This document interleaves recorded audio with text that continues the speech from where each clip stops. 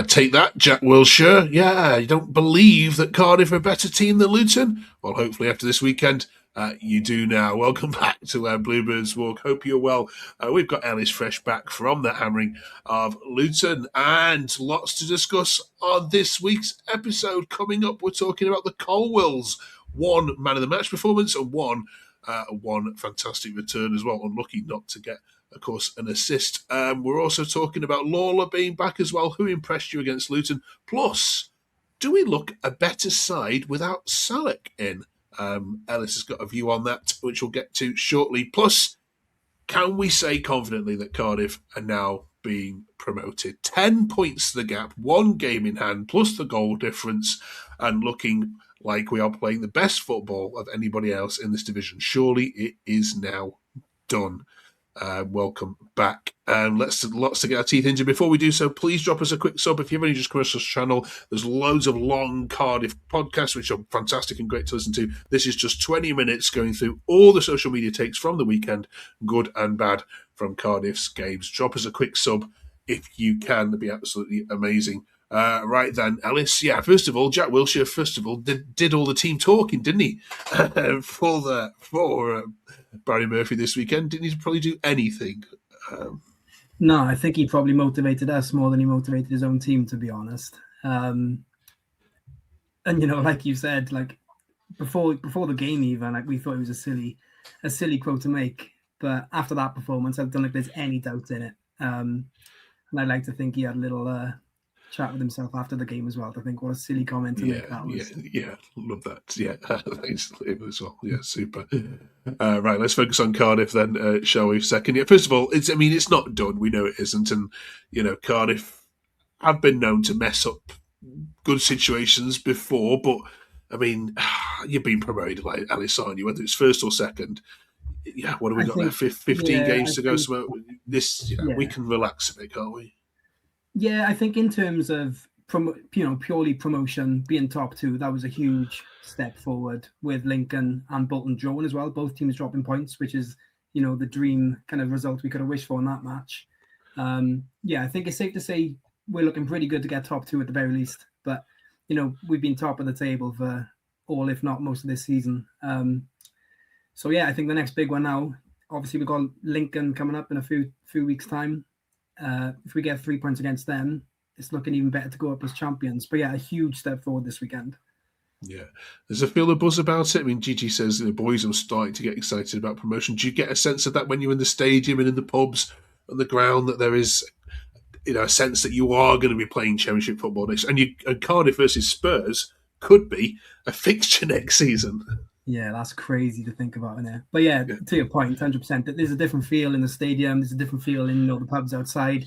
Like you said, we haven't found ourselves in this position in recent years. So now that we're in it, you can really notice the difference. Everyone's more excited. Everyone's more keen to get down to the stadium. And the team are repaying us in that. And we're having some excellent performances on the pitch. Like yesterday's game, that first half was as good as performance that I can remember from this season. I think we took our foot off the gas a little bit in the second half, but that first half, really exciting football. Let's talk about the main man being back then, shall we? Delighted, as I think every Cardiff City fan is, to see Ruben Colwill being substituted. Nick says, brilliant to see you back, Ruben, and of course looking sharp as well. A lot of hard work behind you. I'm sure will be absolutely worth it as well. Yeah, could have got an assist as well, couldn't he, at some point?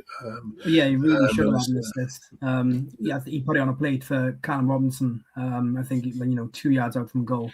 He just didn't catch it right and hit the keeper. But that's the Ruben we had before he got injured. So it's good to see that he's come back in and he's looking as sharp as he did before he got injured, like I just said.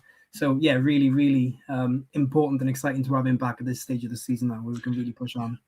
Does it say a lot about the team and the management that you perhaps haven't missed him as much as perhaps you first thought when he did go for injuries?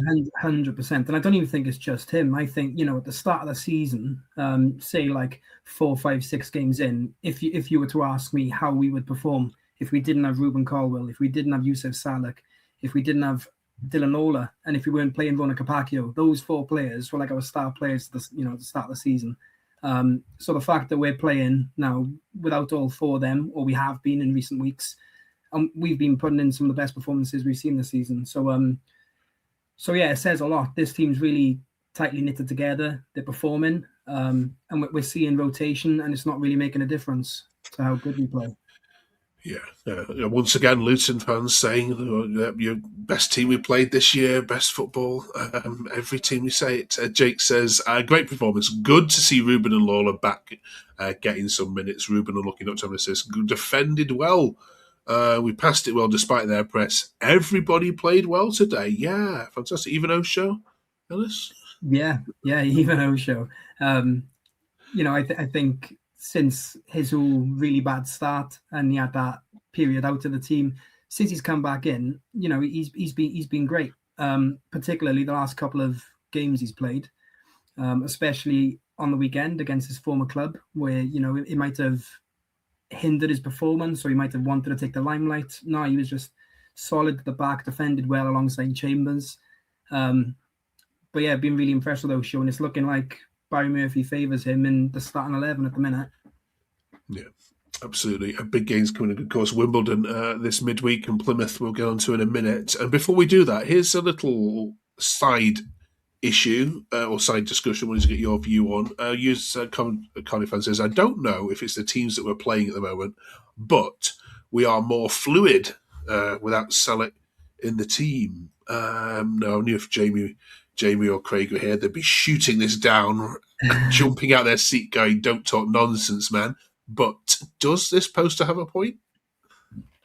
Yeah, I think it's hard not to have a point. I mean, I'm no way saying that we're a better team without Salek. I think Salek's the best striker in the league. He's going to get you goals. And I think we are a better team with Salek. But just to go on the other side of the argument, we've seen Kellyman start up top instead of Salek since he's been injured. And the system's kind of changed a little bit, where we're playing more like a false nine. And, it does seem to suit this system a bit more. I think in the 3 games Kellyman started up top, we beat Barnsley 4-0, we beat Rotherham 3-0, and now we've beat Luton 3-1. So we're putting at least 3 goals past players in the games we've played with Kellyman. So no, I'm not going to say we're a better team without Salek, but it's really, really encouraging to see how we are performing without him. Bit surprising that we didn't go with Robinson, another natural striker. Yeah. But Kellyman's doing a really good job there. He's grabbed a couple of goals. But yeah, we are looking fluid in this kind of formation with the false nine. People arriving late into the box. It just all seems to be working. Yeah. I mean, we have to probably be careful, don't we? Barnsley, bad run of form, Rotherham right down there, and Luton are a decent side, but not away from home. So perhaps we just have to just take that with a pinch. But if you genuinely think that this Cardiff side look better without Salek in it, I'd love to hear your comments. We'll get some of these next week. And speaking on that, we're growing a lovely little community here. Thank you for all the comments that you give. Great to see. We read these every single week. It's great. First player I fell in love with, we were talking about last week as well. OCD, great to have you back. OC says, first player I fell in love with was Carl Dale. Yeah, diminutive striker, had a great eye for goal. Gareth Jones says, in terms of heartbreaking moments, I went to watch John Toshak's last game at QPR in London. Cheers, Gareth. For that one. And Jonathan says, the worst manager through ability was probably Reza, but the worst financially, hands down, was Solskjaer. Cheers for that. You're nodding there, Alice. Yeah, absolutely. Yeah, I agree with all that. Brilliant. Thanks for all these. Keep them coming. This week's episode is, of course, the letter P. So we're talking about promotion, playoffs, and penalties in a second. With Alice, get your thinking caps on for if your life depended on it. Who would you want taking a penalty, past or present, and saving it as well? We'll get on to all that debate in a second. But Plymouth Argyle this weekend, Alice, Wimbledon on Tuesday night. There's no let up in this team, is there? Is the team looking like they're jaded? I mean, I know that we're scoring goals and everything, but I mean, does it seem like we're over our mini slump, if you can even call it that? Yeah, I think they're firing on all cylinders at the minute. I think we're over it. I think we're looking as good as we have been. So, the next 2-3 games, like you said, Wimbledon, Plymouth, Doncaster, I'd expect us to win all 3 of them. and then it's the big one after that. It's Lincoln. So who knows what's going to happen in that? But we'll see what happens over these next 3 games. But no, I think the team are looking really sharp. We got a few more legs in now. Obviously, Bagan was the one that the most of the worry was over in terms of his fitness and his fatigue, because he was playing every. We didn't see him make an appearance this weekend, but I'm hopeful that we see him at least on the bench on Tuesday and we get to see what he's all about. And of course, you were relegated with Plymouth less than just over 12 months ago. You've been surprised, perhaps, that they aren't up there challenging with you, that they are fighting relegation? Yeah, I am actually. Out of all 3 of the teams that got relegated, I think we'd probably be the ones that find it hardest to try and come back up. The amount of Cardiff City fans have thought, before we got relegated, we were saying if we get relegated, we're going to be stuck in League One for years. So it's really, really nice to see how this season's going. But yeah, Plymouth and Luton. I know Luton have pulled their act together a bit now, but they're still not up where they should be. Yeah, really surprised actually. And I just think it just goes to show how much of a good job Barry Murphy's done. We haven't made loads of signings. We haven't overhauled the team. He's used youth academy players, and he's just changed the mentality of the whole squad. Yeah, brilliant. Right, let's we'll bring you, of course, the results of all that, of course, next week, and give us all views on how that's going. That's running out of superlatives for this team, absolutely. And I try each week to find a negative. Just to throw it in there from social media. None this week from anyone. Not a single complaint, which is absolutely brilliant, of course. Right then, let's make some predictions then. Cardiff, who else do you think are going up? Alice, do you think it is now going to be the top 2 that we currently see? Yeah, I think so. I think Lincoln, they've been fantastic this season, haven't they? And I think, 15? I might be wrong, but they've gone a long time unbeaten now. And they've been matching us stride for stride since November, December even. But yeah, I think the top 2 will be, as you see it, us and Lincoln, and then I think it's just the 4th to 6th then, which is to 3rd to 6th, which is just to sort itself out. Who would you like to see promoted with you? I mean, we're still in Valentine's week at the moment, so you give a bit of love out there. Which other team do you think deserves promotion to the Championship? I think Bolton deserve to come up, and I think they will as well.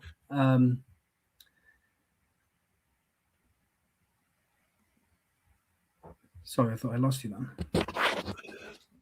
But Bolton have been looking really good. I think outside of us and Lincoln, I think Bolton are the next best. Obviously, they drew against Lincoln on the weekend. I'd like to see them back up as well, to be fair. I think they probably deserve it. Okay. There has been a chat this week from the EFL that playoff places should go down to the 8th place team in the Championship anyway. Just want to get your views on that. Is that something you'd welcome to make it more competitive or not? No, I don't think so. I don't think anyone's complaining with the way the playoff is at the minute.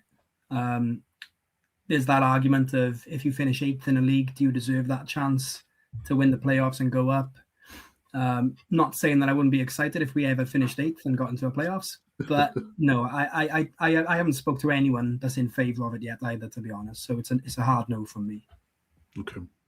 Right. We're also talking about penalties this week. We've touched on this topic briefly before, Ellis, but if you had to, if your life was on the line and you had to save a penalty and choose any goalkeeper from Cardiff's past, who's going in the net for you? I think, thinking back to penalty saves that I can remember, I remember in the Premier League season, Neil Etheridge, and I think it set some sort of record as well, where he saved three penalties in that season. So he's the first goalkeeper that springs to mind for me. Okay. I think it'd have to be Neil Etheridge for me. And who are you putting on the spot taking it if they need to be guaranteed to score? Yeah, on the spot. It's all day Peter Whittingham. He's our most successful penalty taker. I had a little look before we came on. He scored 28 penalties for us, but he was just so calm and composed. And that's the exact type player that you want standing over a penalty for you. Yeah, fantastic. Can you remember your favourite penalty or penalty shootout for Cardiff that's gone your way? You know what? No, nothing's springing to mind really. But yeah, that's put me on the spot for there, Mark. But we will. This one for the comments, isn't it? Yeah, absolutely. Yeah. Let us know on this one. Finally, this week then, A to Z rolls on to letter P. What have you got, Ellis? So I was struggling to think of this first of all, but then one name sprung to mind all of a sudden, and that's Darren Pearce. So obviously he was a player with us, in the late 2000s. But now he's still with us now. He's doing great things with the academy, with the under-21s, and I think that's played a huge role in how successful we've been this season. The things he have done with the academy. We've seen these players come up now, and they don't look, they've taken to it like a fish to water. We've got such exciting prospects coming through, and I think that's just credit to Darren Pearce, Gavin Chesterfield, and all the other people that are involved with the academy. So yeah, Darren Pearce for me. Brilliant. Yeah, testament that Birmingham City have also put him in their A to Z as well. Character, super. Right then, good luck against Wimbledon. Good luck against Plymouth this weekend. We'll be back here in 7 days' time, hopefully with the full team back as well. It's half-term week, so of course all away this week. Thanks, Alice, for keeping us afloat this week. Great job. Let us know, of course, in the comments if you can think of any other players that should get in the A to Z for letter P, and who's the greatest ever penalty saver in goal as terms of goalkeepers. Thanks, Alice. Thank you all very much for watching 20 or 15 minutes of Cardiff City Show every single week. If you can just find it in your week to put your notifications on, drop us a quick sub. We love making this content for you. Quite unique short versions of podcasts. It's the way forward. Thanks so much for watching. Have a great week, everyone. Cardiff are going out.